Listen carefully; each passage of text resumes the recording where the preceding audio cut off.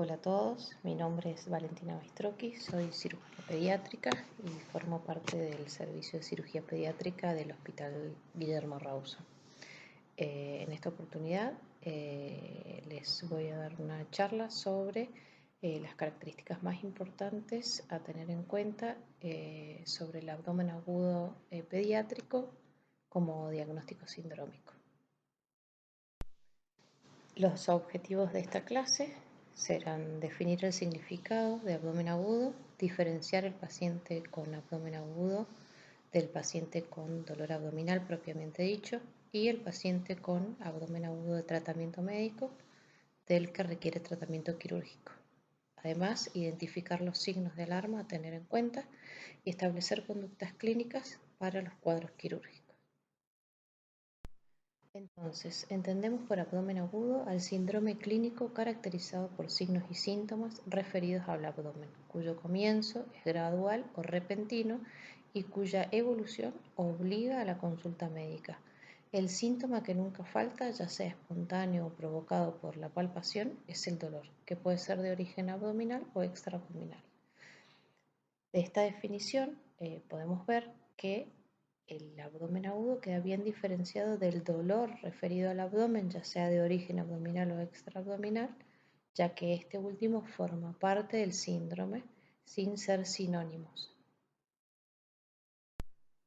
Un dato muy importante a tener en cuenta al momento de hablar de abdomen agudo es que el 60% de las consultas por abdomen agudo pediátrico, las consultas por guardia, son de tratamiento médico.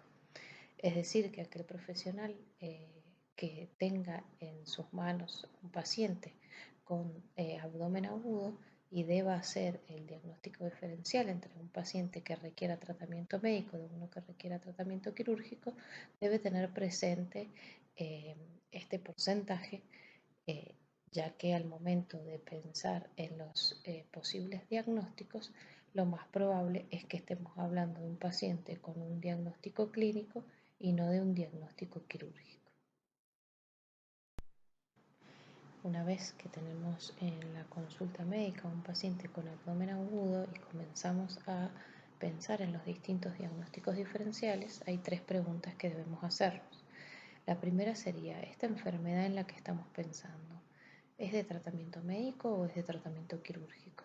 En caso de ser quirúrgico, ¿exige una atención inmediata o puede diferirse? Con esta pregunta nos referimos más que nada a, por ejemplo, un paciente con una colecistitis aguda o con una pancreatitis, cuya atención quirúrgica podría diferirse y no tendría que ser urgente, como aquellos pacientes con una perforación intestinal o con un volvulo de intestino medio. Y la tercera pregunta dice, ¿la enfermedad se puede agravar por una cirugía innecesaria? En este caso nos referimos, por ejemplo, a aquellos pacientes inmunocomprometidos que de equivocarnos en un diagnóstico podría estar agravando su enfermedad de base al ser sometidos a una cirugía innecesaria. Bueno, esta tabla es una tabla sacada de una revisión bibliográfica del año 2018, donde podemos ver las causas de dolor abdominal de acuerdo a la edad. La divide en causas quirúrgicas, en causas abdominales no quirúrgicas y en causas extraabdominales.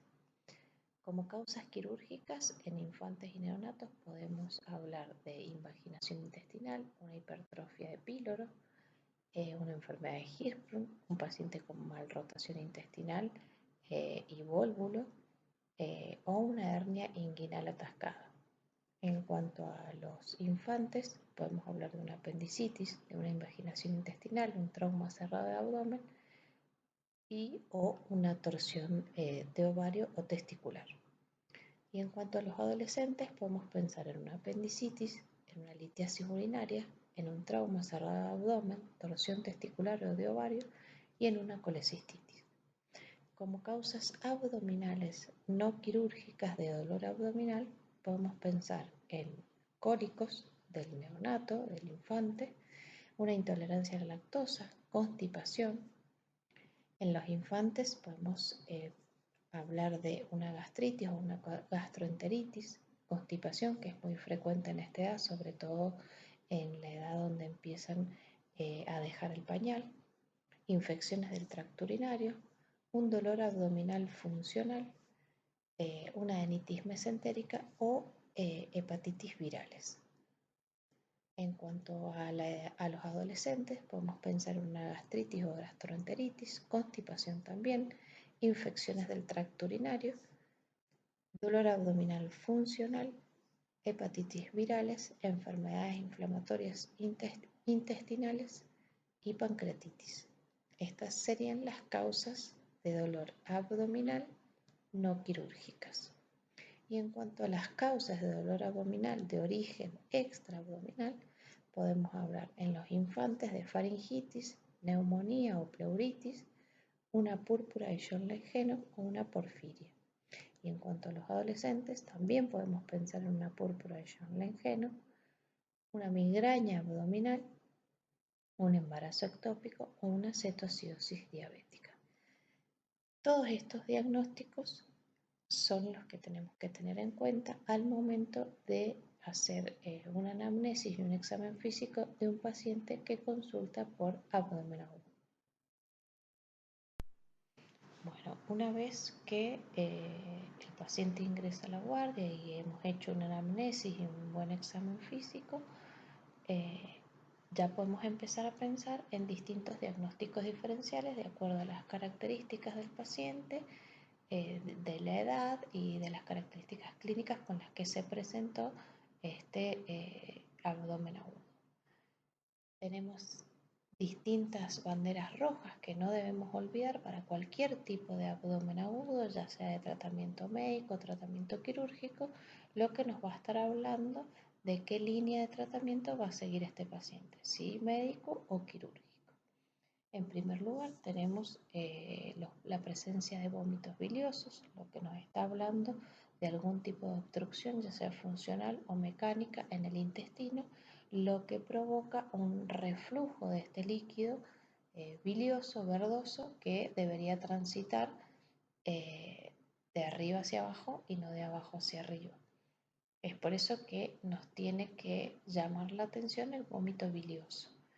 En cuanto a las características del abdomen, la palpación del abdomen, un abdomen tenso y rígido de un paciente que luego de haber ingresado a la guardia se lo logró calmar y revisar el abdomen en varias oportunidades, un abdomen que continúa tenso y rígido nos tiene que hacer pensar en una irritación del peritoneo. En cuanto a las masas palpables, hacen referencia más que nada a lo que sería la invaginación intestinal. Si bien no siempre podemos palpar masas en el abdomen, si las palpamos nos tienen que parecer raras y nos tienen que hacer pensar sobre todo en una invaginación intestinal, en una tumoración que acompañado con un dolor abdominal, lo más probable es que este paciente continúe por la línea del tratamiento quirúrgico. En cuanto al edema o el aumento de tamaño de la zona inguinoescrotal, nos debe hacer pensar en una hernia inguinal que según las características que tenga esta ingle, aumentada de tamaño, dolor, enrojecimiento, nos debe hacer pensar en una hernia atascada. Un paciente que se presenta en la guardia con un abdomen agudo acompañado de hematemesis o de hematoquesia, debemos pensar en algún sangrado a nivel del tracto gastrointestinal dependiendo de las características de la hematemesis y de la hematoquesia. En cuanto a un distrés respiratorio, si bien el distrés respiratorio puede formar parte de varios síndromes, si lo relacionamos con un abdomen agudo, podemos pensar en una neumonía que tiene un dolor abdominal referido, o podemos pensar en un shock hipovolémico de origen abdominal, luego de un trauma cerrado de abdomen, donde el paciente, además de estar hipotenso, puede presentar un distrés respiratorio. Causas inexplicables de taquicardia o signos de hipoperfusión e hipotensión un poco lo mismo que hablábamos anteriormente, un trauma cerrado de abdomen, donde tenemos un sangrado importante abdominal y no le encontramos ninguna otra causa. Podemos pensar en un trauma cerrado de abdomen con un sangrado importante abdominal.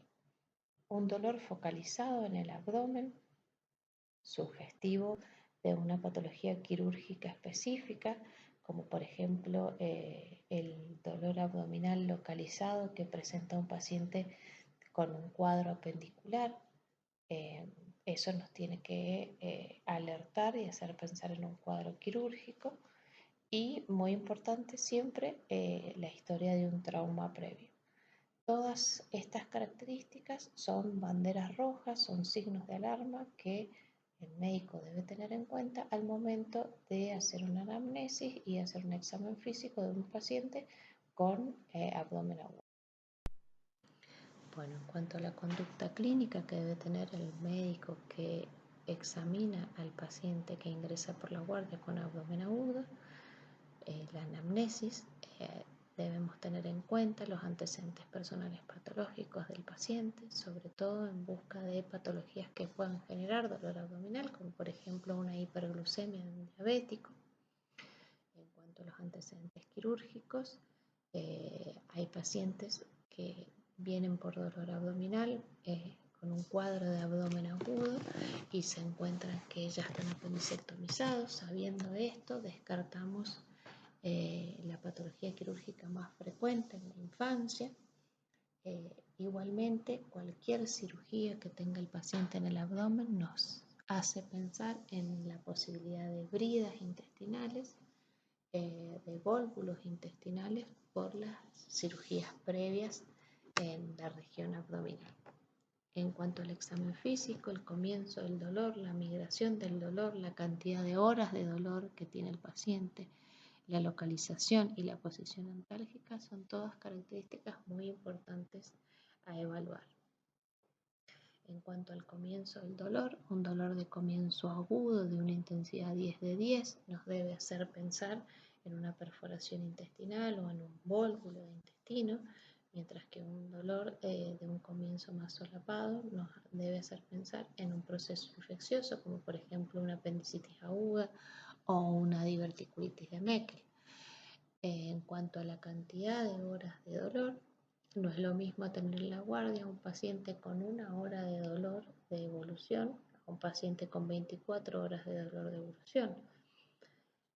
Los pacientes que se presentan con pocas horas de dolor, podemos estar hablando de patologías de un comienzo agudo, como por ejemplo una perforación intestinal, o de un cólico intestinal que tenga pocas horas de evolución. Por eso es muy importante al momento de que el paciente ingresa a la guardia hacer una buena anamnesis y evaluar los antecedentes del paciente que nos hagan pensar tanto en una como en otra patología. En los pacientes que llevan más horas de evolución, por ejemplo 12, 24 horas, hablamos por lo general de un dolor un poco más solapado y pensamos más que nada en procesos infecciosos.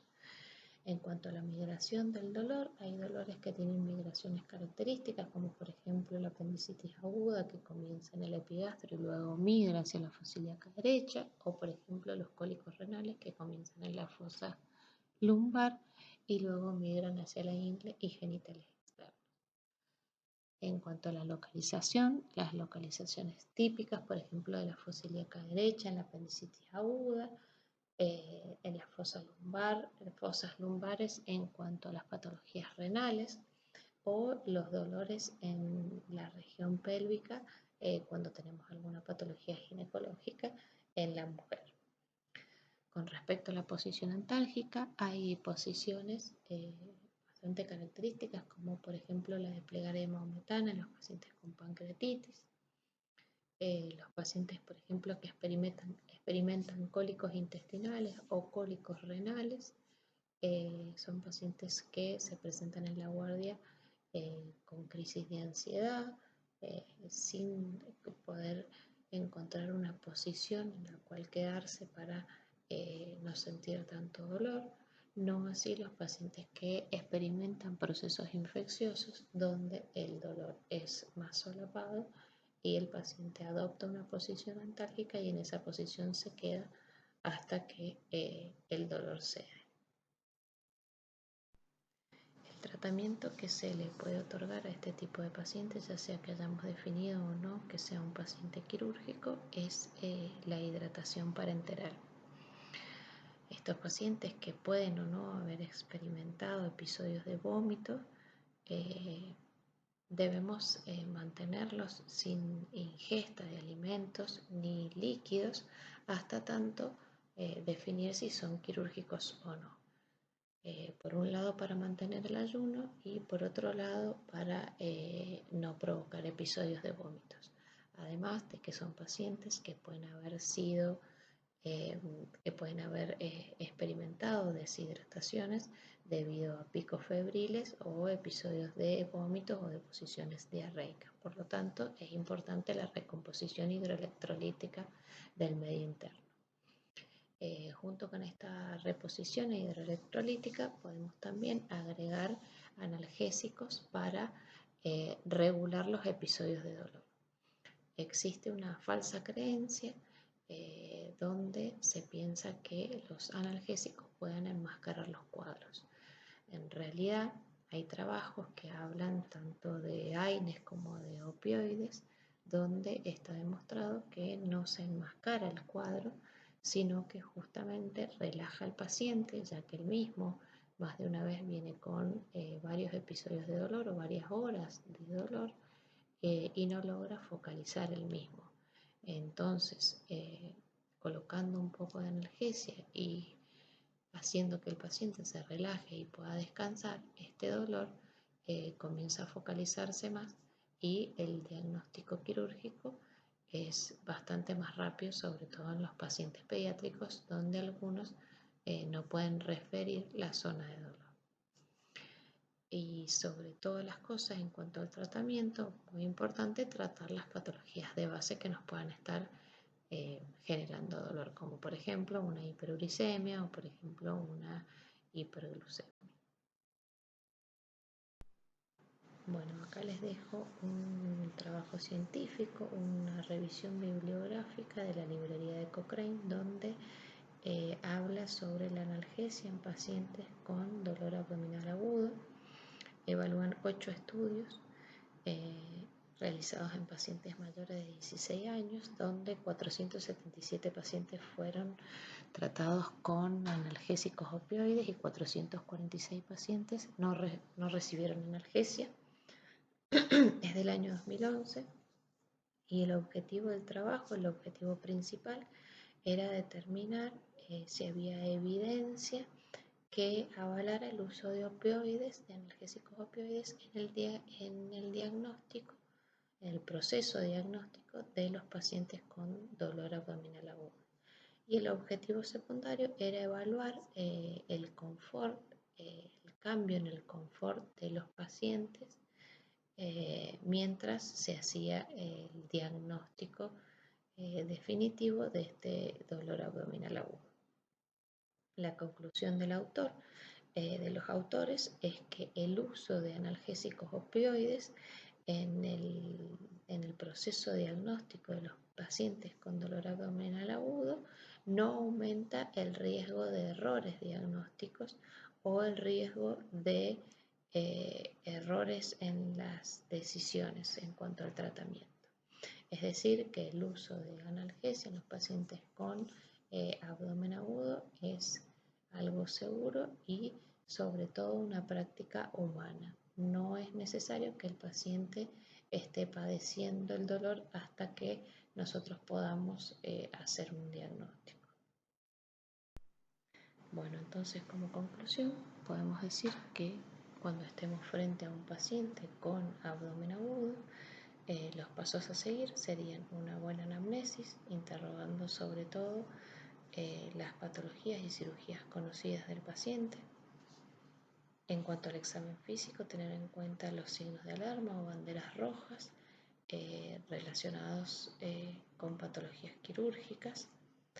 luego de una anamnesis y un examen físico, hacer un tratamiento básico con una hidratación y una analgesia para volver a evaluar al paciente luego de 40 minutos o una hora para establecer una evolución del dolor, si el dolor persiste de la misma manera, si descendió, si las características del abdomen son las mismas, si el paciente volvió a presentar vómitos de características biliosas o volvió a presentar hematemesis, que nos haga continuar pensando en la patología quirúrgica que posiblemente estábamos pensando en un inicio o cambiar nuestro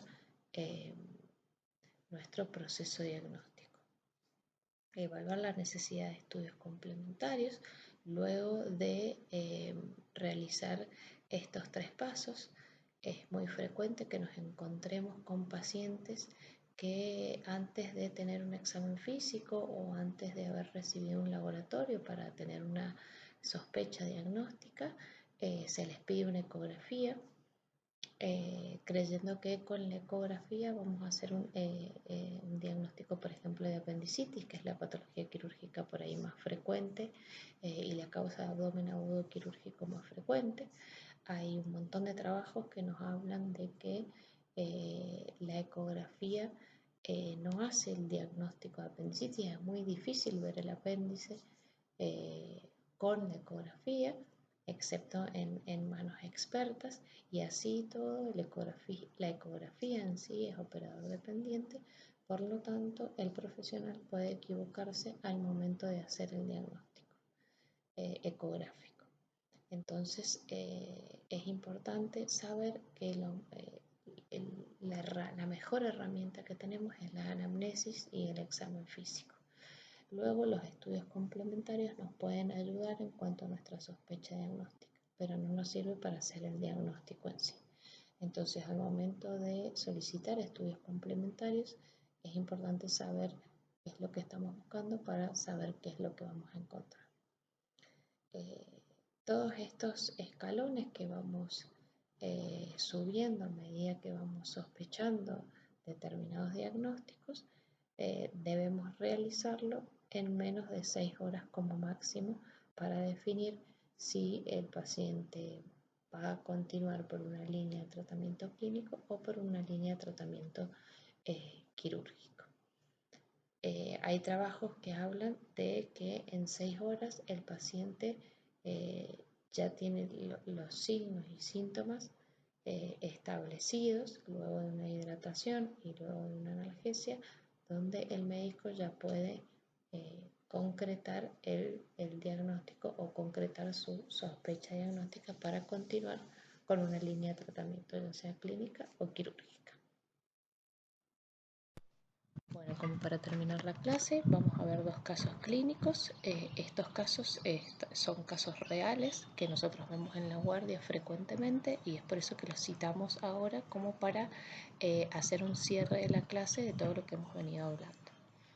Una paciente de sexo femenino de 15 años de edad sin antecedentes patológicos personales de importancia conocidos que consulta en la guardia pediátrica por dolor abdominal de una intensidad de 7/10 de tipo continuo localizado en hipogastrio de 12 horas de evolución acompañado de un episodio de vómito alimenticio. Niega haber tomado medicación, niega síntomas urinarios, una fecha de última menstruación hace 14 días. Al examen físico observa un abdomen globuloso, sin distensión, con ríos hidroeros positivos, blando, depresible, doloroso en fosa ilíaca derecha e hipogastrio a la palpación profunda, con leve defensa localizada en la zona. No presenta reacción peritoneal. Entonces, recordemos las preguntas que nos hacíamos en las diapositivas anteriores. ¿Lo puedo encuadrar dentro del diagnóstico sindrómico de abdomen agudo a esta paciente? Sí, tenemos el dolor abdominal y tenemos los vómitos alimenticios. ¿Cuáles serían por la edad el cuadro clínico? ¿En qué patologías pensaría? ¿Cuáles serían los cuadros clínicos y quirúrgicos más frecuentes? Y por la edad, recordemos que es una paciente adolescente donde los trastornos, las alteraciones a nivel del eje hipotálamo hipófiso gonadal son más frecuentes, por lo que podríamos pensar en alguna patología ginecológica, ¿sí? Tanto quirúrgica como clínica. Podríamos pensar en un dolor abdominal de etiología desconocida, un dolor abdominal recurrente. Podemos pensar en una apendicitis como un diagnóstico quirúrgico más frecuente para la edad. Entonces, teniendo todas esta gama de posibilidades, además de, por ejemplo, pensar también en una infección urinaria, más allá de los síntomas urinarios, que sería lo más frecuente de encontrar, quizás la paciente no sabe referirlos bien y nos encontramos con una orina patológica, por ejemplo. Entonces, teniendo toda esta gama de posibilidades, ¿cuál sería mi actuación posterior? ¿Cuál sería mi conducta inicial frente a este cuadro? Como cirujana, lo primero que hacemos es, luego de revisar la paciente, es colocar una venoclisis, hidratar al paciente, ¿sí? Recomponerlo de acuerdo a la cantidad de vómitos que haya tenido y pedimos un laboratorio de sangre como para tener un panorama general. Supongamos que la paciente tiene muy buen estado general y el dolor, si bien ella lo refiere de 7 de 10 a la palpación, no genera molestias, no genera cambios en la frecuencia cardíaca, no genera cambios en el aspecto de la fascia y demás, podemos hacer todo ambulatorio, podemos pedir un laboratorio, el laboratorio tarda alrededor de 1 hora en obtener los resultados y volvemos a revisar a la paciente 1 hora después para evaluar los cambios en el dolor. ¿Sí? Entonces, esa sería la primera conducta a realizar, siempre y cuando tengamos un paciente estable. ¿Pido algún estudio complementario? Esta es una pregunta muy importante porque la mayoría de las veces recibimos a los pacientes que en una primera instancia se les solicitó laboratorio y ecografía a la misma vez. Si bien dependiendo los lugares donde trabajemos, muchas veces nos pasa que se pide la ecografía por las dudas, el ecografista no esté al momento de nosotros querer solicitarla, entonces se pide todo junto. Lo ideal sería primero evaluar a la paciente, pensar en alguna patología que pueda tener algún diagnóstico ecográfico, como por ejemplo en este caso un ovario, y luego pedir la ecografía. Entonces, lo ideal sería en esta paciente, luego de hacer un buen examen físico, solicitar un laboratorio y revisar a la paciente 1 hora posterior para ver los cambios en el dolor abdominal, ya sea que la tuvimos con una venoclisis e hidratación, dependiendo de las características del dolor, o que la tuvimos ambulatoria y la citamos a la hora. Si la paciente continúa con este dolor y nos hace pensar, por ejemplo, en un quiste de ovario, ya que el dolor no desmejoró con el transcurso de las horas, no presentó más vómitos o quizás mejoró en el transcurso de las horas, podemos pensar más que nada en una patología ginecológica y por ahí no tanto en una patología infecciosa. En este caso, por ejemplo, es una paciente que se realizó ecografía. La ecografía nos vino normal, tanto abdominal como ginecológica. La abdominal nos muestra leve cantidad de líquido libre a nivel de hipogastrio y teniendo en cuenta los antecedentes de la paciente, podemos pensar también que está en su periodo ovulatorio, donde muchas veces ecográficamente podemos ver un poco de líquido libre sin tener sí o sí una patología quirúrgica. Entonces, concluyendo con este caso clínico, si nosotros revisamos bien como clínicos, revisamos bien a la paciente y evaluamos toda esta gama de posibilidades, casi que no llamaríamos al cirujano en ningún momento, ya que estaríamos haciendo un buen diagnóstico. Supongamos que la paciente desmejoró en esta hora, desmejoró su dolor, se focalizó más en hipogastrio y en fosíliaca derecha, volvió a tener vómitos y además la ecografía nos muestra líquido libre o hiperecogenicidad de la grasa o casualmente nos muestra un apéndice con un tamaño anormal, en ese caso correspondería la derivación a cirugía. ¿sí?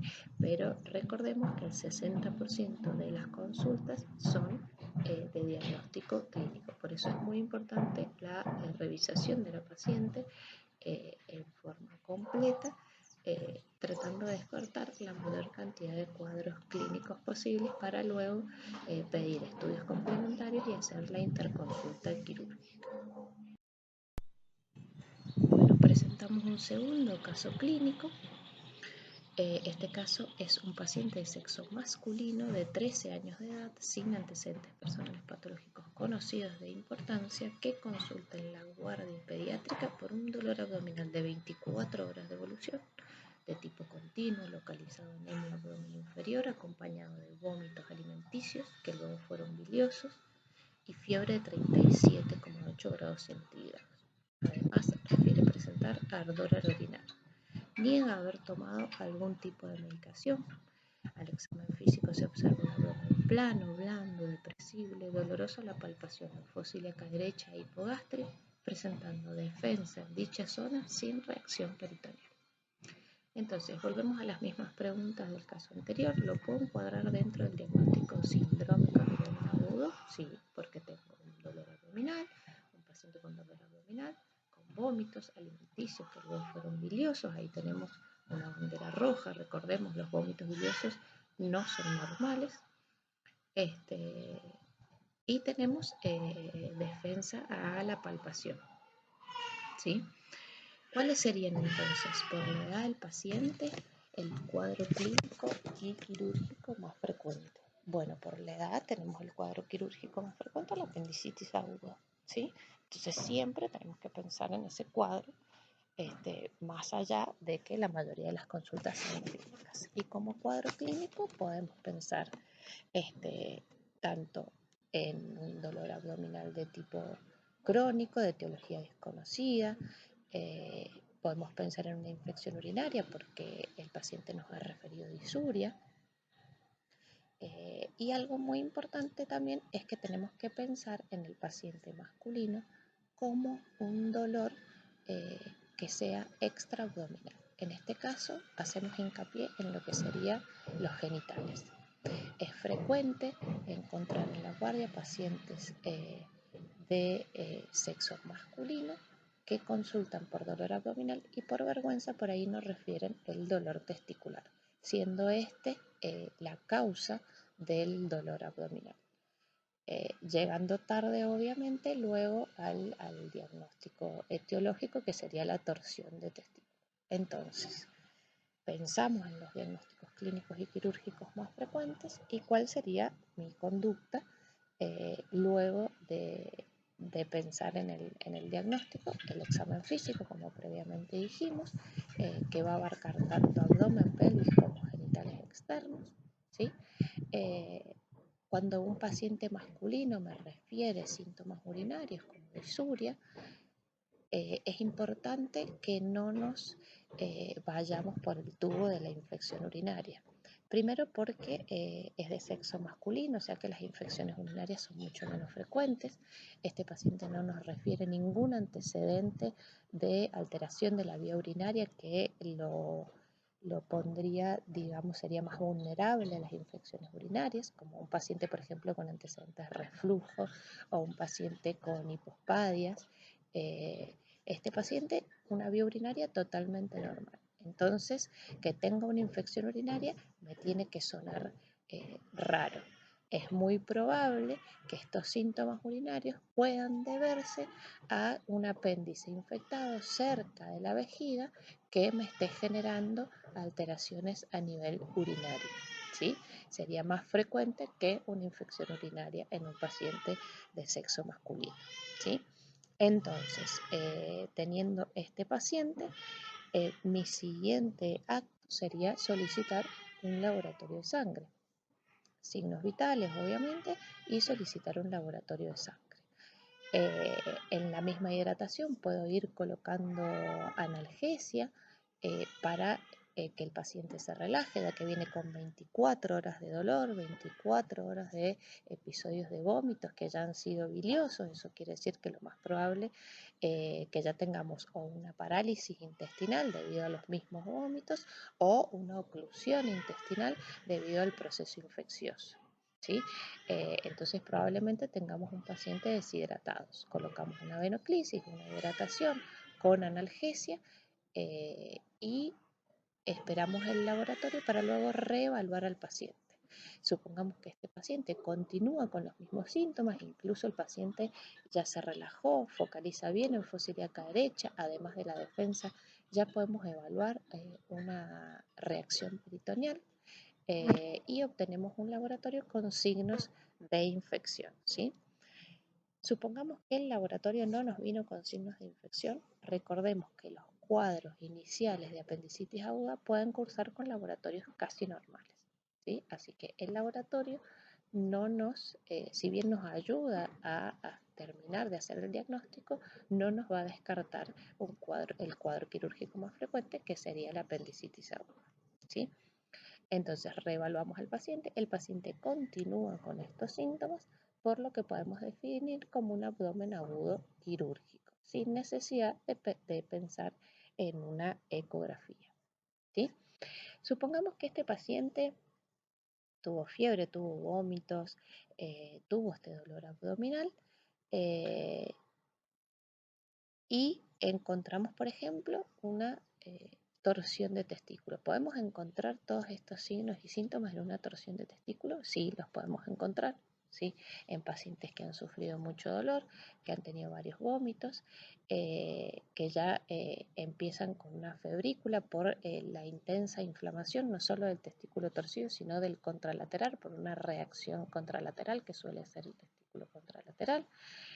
Entonces es importante revisar al paciente de pies a cabeza, ¿sí? Necesito pedir algún otro estudio complementario y lo voy a pedir, por ejemplo, en aquellos pacientes donde el abdomen, la palpación del abdomen luego de esta espera del laboratorio sea, por ejemplo, un abdomen dudoso, ¿sí? ¿Para qué? Para diagnosticar la apendicitis y el diagnóstico probablemente sea más que nada clínico, pero la ecografía nos podría ayudar. Supongamos que este paciente antes de pedir la ecografía cae en manos del cirujano, hacemos la derivación a cirugía, es probable que la ecografía no se pida.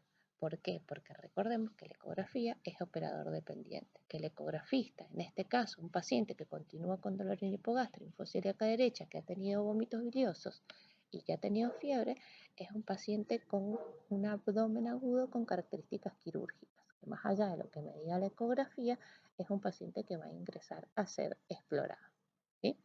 Entonces, espero que les haya quedado claro con estos dos casos las banderas rojas o lo que tenemos que tener en cuenta al momento de recibir un paciente con abdomen agudo en la guardia. En la próxima diapositiva vamos a ver un algoritmo diagnóstico de un trabajo científico de esta revisión bibliográfica que me gustó mucho para ponérselas en este trabajo, eh, como para que quede bien definido cuáles serían los pasos a seguir al momento de hacer un diagnóstico. Bueno, en esta diapositiva vamos a ver un algoritmo diagnóstico de este trabajo que tanto me gustó. Podemos hacerlo tal cual y figura en la diapositiva, o vamos a ir agregándole pequeñitos detalles. Entonces tenemos un paciente con dolor abdominal que ingresa en la guardia, donde vamos a hacer una anamnesis para ver la historia de este dolor, el comienzo, si fue abrupto, si fue más solapado, si se acompañó inmediatamente de vómitos o no, de deposiciones diarreicas, de fiebre, si el paciente además cuenta con alguna patología conocida, con algún antecedente conocido. Luego de esto, supongamos que el paciente tiene alguna historia de trauma abdominal, por ejemplo, el más frecuente en pediatría es la caída y el golpe en el abdomen con el manubrio de bici, o por ejemplo presenta vómitos biliosos acompañados de este dolor abdominal. En ese caso probablemente tengamos un paciente donde lo tengamos que estabilizar y de acuerdo a las características del dolor abdominal seguramente derivarlo al departamento de emergencia con una consulta quirúrgica. En este caso podemos hacer un paréntesis en cuanto a las características del abdomen. Si bien este es un algoritmo, por ahí hay cosas que se escapan al algoritmo que no son tan específicas. Si nosotros tenemos un paciente, por ejemplo, con un trauma abdominal acompañado de vómitos biliosos, lo primero que tenemos que sospechar es una perforación de víscera hueca, ¿sí? Por eso, en este caso, se remarca el cuadro de estabilizar al paciente sospechando un trauma cerrado de abdomen y referirlo a la consulta quirúrgica, ¿sí? Supongamos que tenemos una historia de trauma sin vómitos biliosos, sino un vómito alimenticio. Si bien podemos sospechar en una perforación de víscera hueca, también podemos sospechar a que el vómito fue producto del mismo trauma, de una irritación del estómago o del intestino, eh, sin necesidad de tener una perforación. Entonces, un paciente que va a ser estabilizado y va a ser, se le solicitará un laboratorio y va a ser controlado en el transcurso de las horas, ¿sí? Vamos a controlar los signos vitales del paciente, donde si tenemos, por ejemplo, una taquicardia inexplicable, una taquipnea inexplicable o una hipotensión, sumado a estos antecedentes, por ejemplo, de trauma de abdomen, podemos sospechar en una lesión de víscera sólida. Hígado o vaso, que son los dos órganos más frecuentemente lesionados en los pacientes pediátricos con trauma cerrado de abdomen, por lo que también estabilizaríamos al paciente y lo referiríamos al departamento de emergencia con una interconsulta quirúrgica. En cuanto a la examinación abdominal, inspección, la localización del dolor, a la palpación profunda, los ruidos hidroaéreos, vamos a evaluar la rigidez del abdomen, si hay masas palpables, si hay aumento del tamaño inguinoescrotal o una localización focalizada del dolor. Todo esto nos hará pensar en alguna patología quirúrgica. Por eso lo estabilizaremos y lo derivaremos a un departamento de emergencia con interconsulta quirúrgica, ¿sí? Acá digamos como que resume el algoritmo todas las patologías quirúrgicas que podríamos pensar, habiendo descartado todas las patologías clínicas, ¿sí? En cuanto a este examen abdominal, previamente hubiese solicitado un laboratorio acompañado de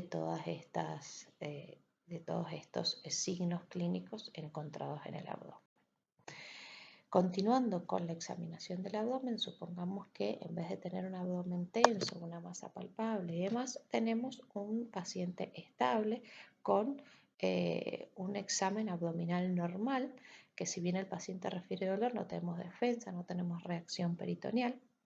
Entonces podemos pensar en causas benignas de origen abdominal, como por ejemplo un paciente constipado muy frecuentemente visto en las guardias. Nos ha pasado a operar pacientes con diagnóstico presuntivo de apendicitis aguda y que nos encontremos con un ciego lleno de materia fecal, con un sigmoide lleno de materia fecal y que nos estaba simulando el dolor apendicular. Un paciente ya con fiebre y con mucho dolor abdominal. Entonces, pensar siempre en constipación, pensar en gastritis, pensar en una infección del tracto urinario, ¿sí? Podemos pensar también en un dolor abdominal recurrente, pacientes que consultan a la guardia, por ejemplo, una vez por mes.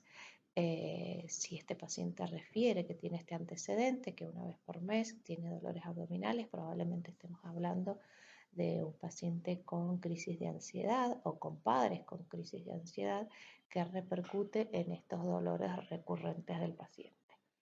Este paciente seguramente por miedo a que tenga alguna otra patología, lo más probable es que termine en una ecografía abdominal y la ecografía sea normal. Hay otros datos que tenemos que tener en cuenta cuando hemos descartado todo lo anterior como causas de dolor extraabdominal, como por ejemplo si tenemos una palidez severa, ictericia, pensando por ejemplo en alguna enfermedad de los glóbulos rojos, eh, fallos en trastornos de crecimiento, pensando por ejemplo en una celiaquía, púrpura de los miembros inferiores, que también, por ejemplo, la púrpura de John-Langerhans, que también genera dolor a nivel abdominal. Entonces, todos estos datos son cosas que tenemos que buscar en el examen físico luego de haber descartado lo más urgente y lo más común.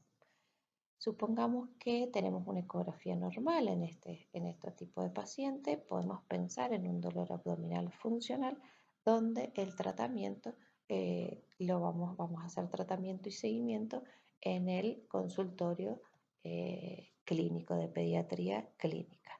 Supongamos que tiene una respuesta pobre al tratamiento y tenemos todavía una etiología desconocida luego de un seguimiento, sí podemos referirlo al departamento de cirugía. ¿Sí? Bueno, espero que con este algoritmo haya quedado un poco más claros los conceptos y cualquier duda me encuentro a disposición. Bueno, con esto finalizamos la clase. Espero que los conceptos hayan quedado claros. Me encuentro a disposición para cualquier duda.